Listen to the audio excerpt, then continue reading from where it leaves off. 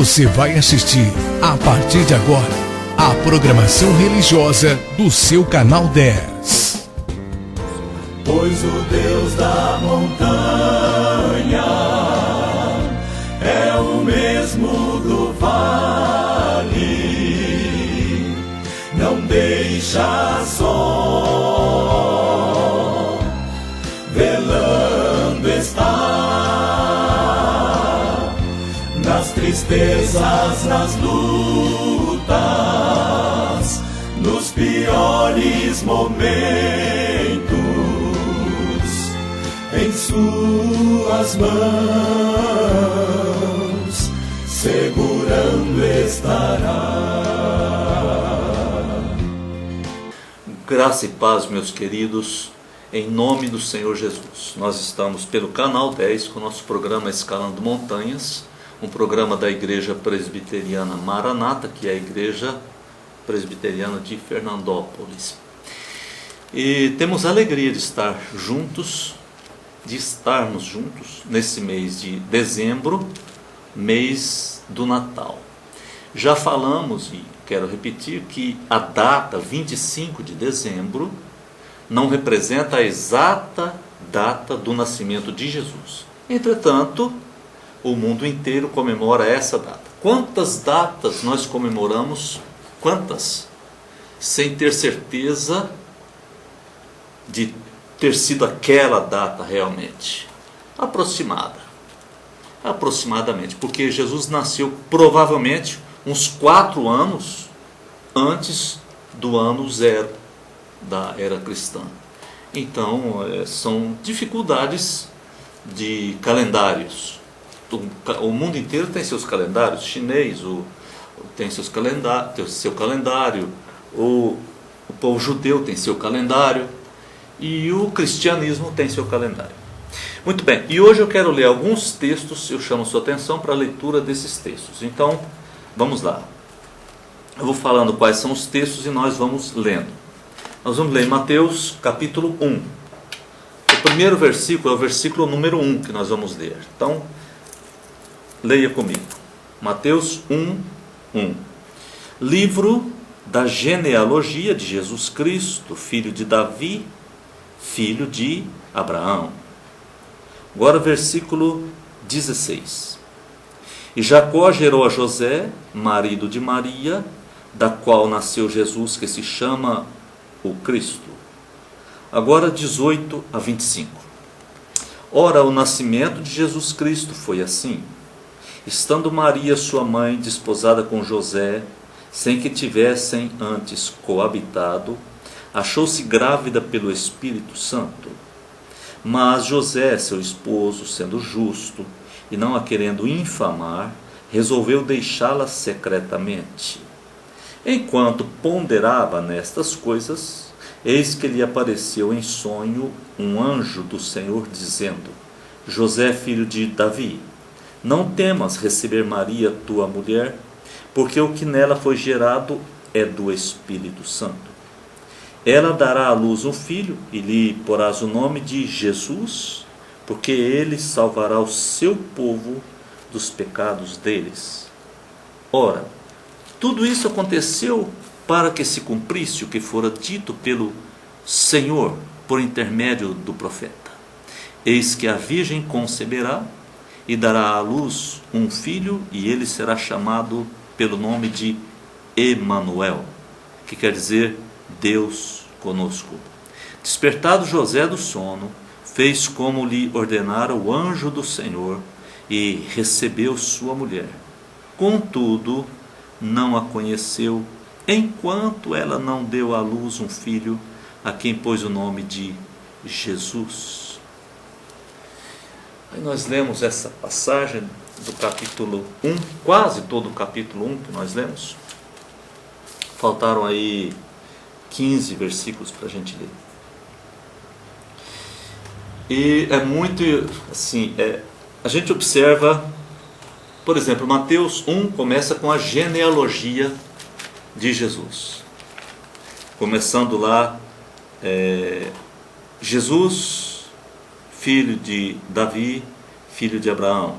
Abraão gerou Isaque, e assim por diante. Mas se você for em Lucas, ele também dá a genealogia, de uma forma diferente. Vale a pena até você observar a genealogia. Você vem aqui no livro de Lucas, você vai ver que Lucas traz a genealogia de Jesus. E Lucas faz de uma forma diferente, mas ele acha importante trazer a genealogia de Jesus. Está lá em Lucas 3. Aliás, até vou citar uma questão aqui do Lucas. Lucas, no capítulo 3, a partir do 23, fala da genealogia de Jesus. E ele começa de Jesus para trás. Mateus vem lá de Abraão, vem lá do começo. Já o Lucas começa em Cristo e volta, faz uma genealogia oposta, contrária. E vai até Adão, filho de Deus. E você diz, pastor Daniel, pelo amor de Deus, eu não gosto de genealogia. Talvez você não goste de genealogia, mas seja um crítico e diga, não sei se eu tenho tanta certeza que isso realmente, que Jesus, sei lá, eu tenho um pouco de dúvidas. Não gosta de genealogia, mas está cheio de dúvidas. Por que você acha que vem a genealogia? Qual é a razão desse assunto? Porque se nós não tivermos um fundamento da fé, nossa fé é sem sentido. Concorda? Compreende? Entende? Se nós não temos um fundamento para saber porquê, como, é claro que depois extrapola, quando entra na espiritualidade, no relacionamento com o Espírito Santo, extrapola demais a capacidade de compreensão. Então a fé se torna supra-racional. Mas ela tem um fundamento muito materializado, muito racional, muito palpável, inclusive com possibilidades de provas. Por isso, os inimigos nunca conseguiram destruir a Bíblia. Eles não vão destruir a Bíblia nunca. É o único livro antigo, extremamente antigo, que realmente tem fundamentos. Conta o nome da pessoa. Quando o povo foi cativo no desterro da Babilônia, conta o nome de cada pessoa. A mulher do rei, a Vasti, por exemplo, conta como que aconteceram as coisas. Dá nome, entende? Dá nome às pessoas. Dá nome no Egito. Dá nome a países. Então fica difícil falar que a Bíblia é uma bobeira, é uma invenção de homens. Fica difícil porque ela traz detalhes embutidos nas mensagens, assim como que despretensiosamente, porque foi de Deus. O autor humano não estava interessado nisso, ele não sabia que aquilo seria tão importante. Então você volta para Mateus 1, versículo 1, que é o livro da genealogia de Jesus Cristo, filho de Davi. Filho de Davi, você vai entender isso no versículo 16. E Jacó gerou a José, marido de Maria, da qual nasceu Jesus, que se chama o Cristo. Achou-se grávida pelo Espírito Santo. Entretanto, o seu marido, filho de Davi. Então, essa é a questão que nos dá uma base.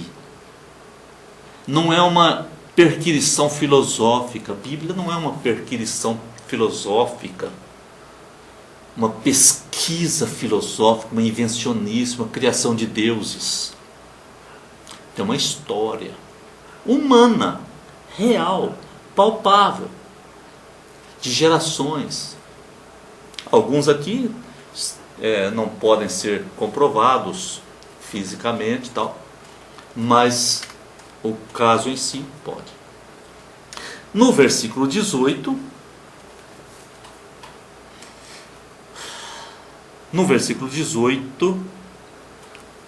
diz que o nascimento de Jesus foi assim. José estava casado com Maria, já havia um compromisso, porém José não havia tido relacionamento íntimo com Maria. Mas ela se encontrou grávida pelo Espírito Santo, e José pensou: se eu fizer alguma coisa, falar alguma coisa, eu vou sujar o nome de Maria, porque ele vai ter que dizer: eu não sou pai, fisicamente falando, eu não sou pai.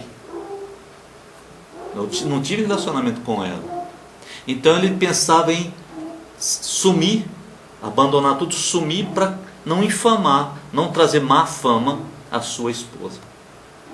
Mas o anjo do Senhor lhe apareceu e falou com ele claramente: José, não deixe de receber a sua esposa, não faça isso, não fuja, porque foi o Espírito Santo que fez com que ela ficasse grávida, e vai nascer um menino, é para chamá-lo de Jesus, que significa Salvador, e ele será o Emanuel, profetizado pelo profeta Isaías. O profeta Isaías, você pode até ler Isaías capítulo 7, versículo 14, que está escrito assim: eis que a virgem conceberá e dará à luz um filho, e ele será chamado pelo nome de Emanuel, um hebraico que significa Deus conosco.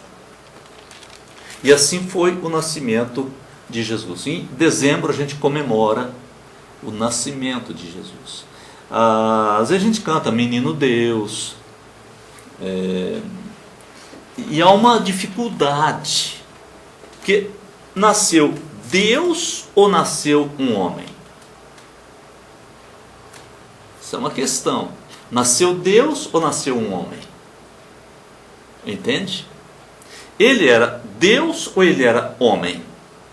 O nenenzinho, filho de Maria, que mamou, se alimentou, ela o amamentou, né? Ela o alimentava com o seu leite materno, ela dava banho nele, trocava de roupa, ela o fazia dormir. Ele era uma criança, ele chorava, ele brincava, ele era normal, ele não era anormal, ele era normal. Quem é que nasceu? Foi Deus que nasceu? Ou foi um homem que nasceu? Vai fazer diferença. Vai fazer diferença. Tem gente que pensa que nasceu um Deus. Tem gente que pensa que ali estava nascendo Deus.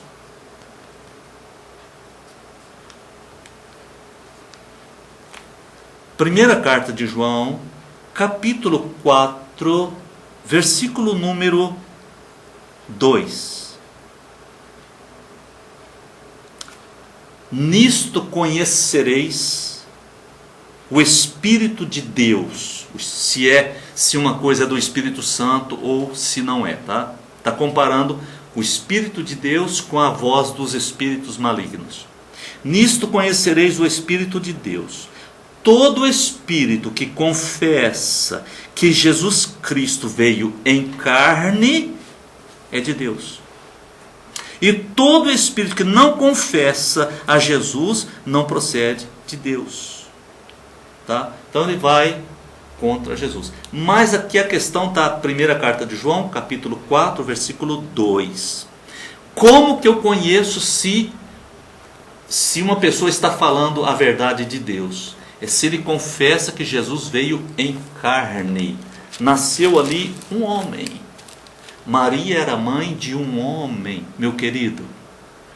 Preste atenção em mim que estou te falando. Preste atenção, depois você estuda a Bíblia na sua casa. Maria foi a mãe de um menino, de um homem. Ela não foi mãe de um Deus ou de Deus. Ela foi mãe de um homem. Jesus era homem.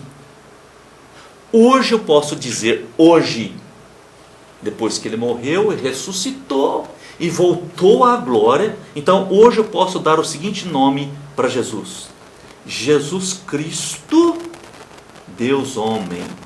Deus tracinho homem, como se fosse uma palavra só. Hoje eu posso dizer Jesus Cristo, o eterno Deus homem. Entretanto, Pedro, Tiago e João, Judas, Alfeu, Salomé, Maria Madalena, a Maria, a mãe, José, o pai, qualquer um saberia claramente, Maria, Lázaro, Marta, saberia claramente, Zaqueu, todos eles, Jesus é palpável, é um homem, tinha que comer para não morrer, tinha que dormir para descansar, ele ia orar para sobreviver, ele ficou com medo da morte, era um homem que veio salvar o homem do pecado do homem. Jesus de Nazaré. Eu te chamo para receber Jesus, meu amigo. Jesus, o filho de Maria, mas é o Galileu, é o Nazareno, filho de José, da tribo de Judá, raiz de Davi. São textos bíblicos que identificam Jesus. Jesus não está morto. Jesus não está chorando. Chorando sim por causa dos nossos pecados. Ele lamenta nossos pecados, mas ele é intercessor. Jesus está vivo, ele ressuscitou, ele é ressurreto. E ele voltará em glória, como juiz da terra. Então entregue a sua vida a ele. Em nome de Jesus eu te falo isso. Obrigado, papai querido, porque tu nos enviaste Jesus, o Salvador. E quem nele crê não perece, mas tem a vida eterna. Te agradeço isso e te louvo. E eu faço essa oração em nome de Jesus. Amém. Que Deus nos abençoe e que esse Natal seja diferente para a sua família. Que Deus o abençoe. Você assistiu aqui no seu canal 10, nossa programação religiosa. Amanhã estaremos de volta no mesmo horário. Muito obrigado pela sua audiência. Pois o Deus da montanha